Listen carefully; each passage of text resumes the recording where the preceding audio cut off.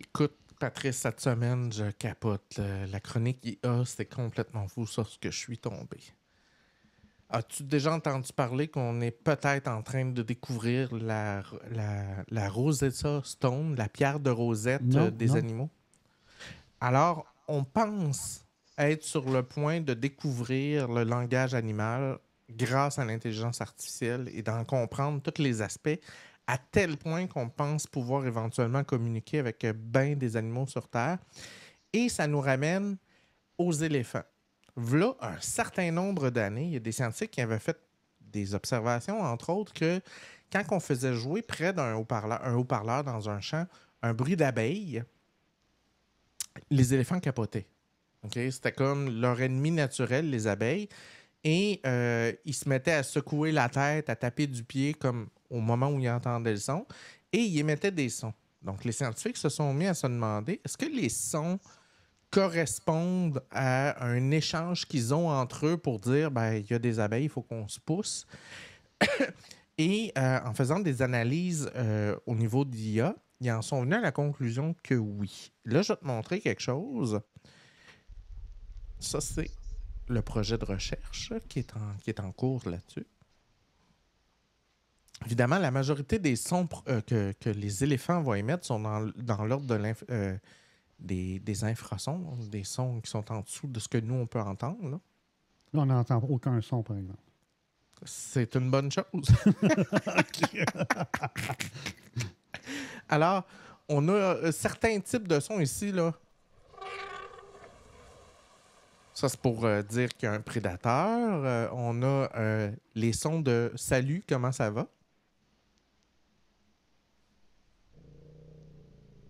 T'entends?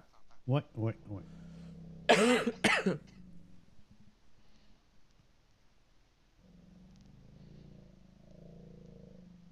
Puis après ça, on a les sons de Ruth.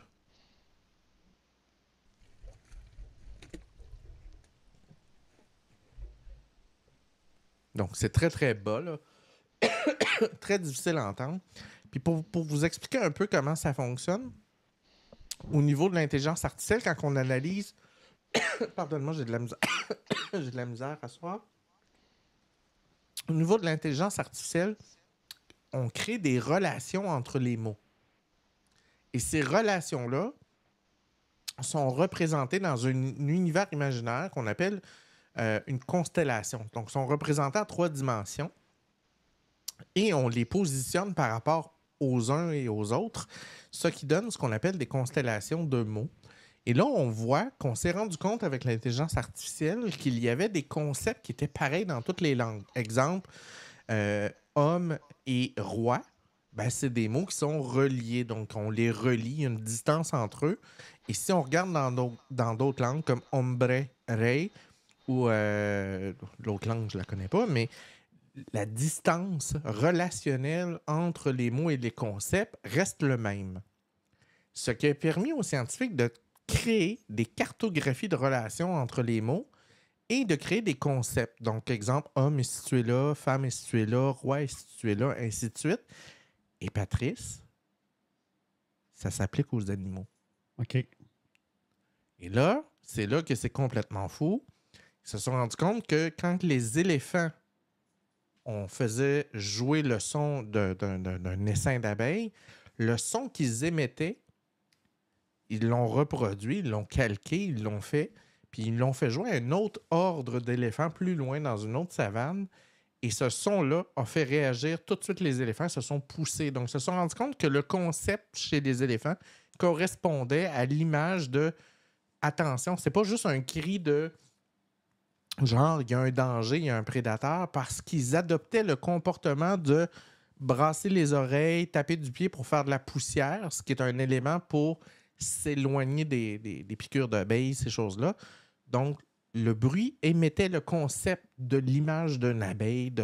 Donc, ils échangent des concepts vocaux par des sons, ce qui fait qu'on pense, avec l'IA, être capable dans un avenir assez rapproché, autant pour les baleines, les chimpanzés, les animaux supérieurs qu'on appelle, être capable de communiquer dans un avenir assez proche, là, dans les 5 à 10 ans, Patrice. Wow. Alors, c'était ma chronique IA de la semaine. Moi, j'ai quelques nouvelles pour vous là-dessus. Non, on va y aller dans l'autre qui est lui ici.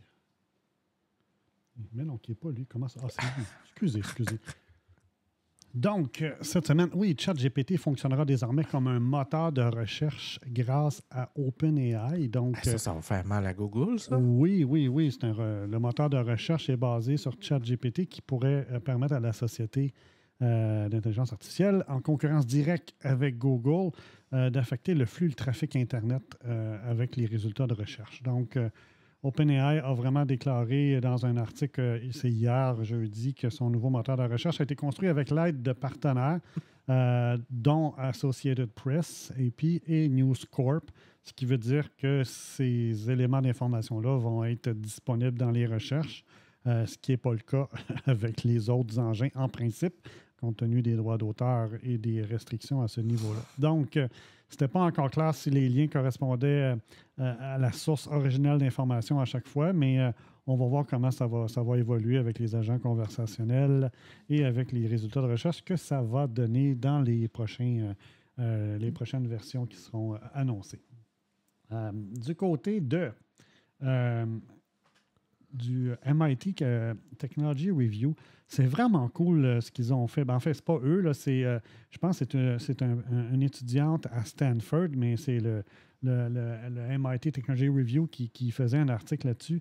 Donc, il y a un logiciel qui a été conçu qui s'appelle Tutor Copilot qui permet aux tuteurs humains de mieux enseigner les mathématiques aux enfants. Donc, l'idée ici, c'est comment on peut augmenter la qualité de l'enseignement des mathématiques au primaire et au secondaire en aidant les tuteurs qui, eux, aident les élèves. Donc, le but, ce n'est pas nécessairement que l'élève interagisse avec l'intelligence artificielle, mais bien de donner les bonnes stratégies et les bonnes façons d'enseigner ou tout le moins d'aider l'élève à trouver, à apprendre et à trouver aussi les réponses à ces questions à travers le processus de tutorat. Donc, ils ont fait une étude avec 2 groupes pour pouvoir voir l'effet qu'avait l'intelligence artificielle pour aider les tuteurs. Et l'augmentation était quand même significative pour pouvoir poursuivre les recherches à ce niveau-là.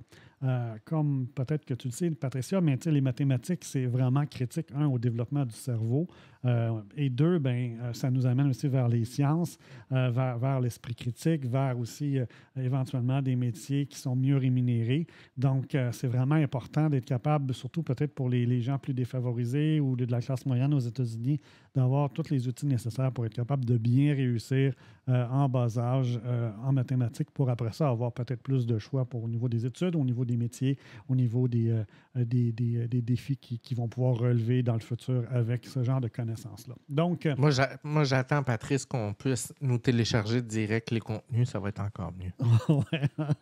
Donc, c'est un... Et ce qui était intéressant dans l'étude, ce qu'il disait, c'est qu'il jugeait que ça coûtait environ 20 $ par tuteur par an pour l'aider avec l'intelligence artificielle. Donc, c'est pas si dispendieux que ça, non. Non. Et ça permettait, par exemple, au niveau du taux de réussite des 2 groupes, un 4 points de pourcentage de différence entre les 2 groupes. Donc, c'était quand même intéressant comme augmentation. À voir si dans le futur, l'évolution de ce logiciel-là, de cet outil-là, va permettre d'augmenter encore plus la capacité de réussite des élèves. Donc, je trouvais ça pas mal cool comme nouvelle au niveau de l'enseignement.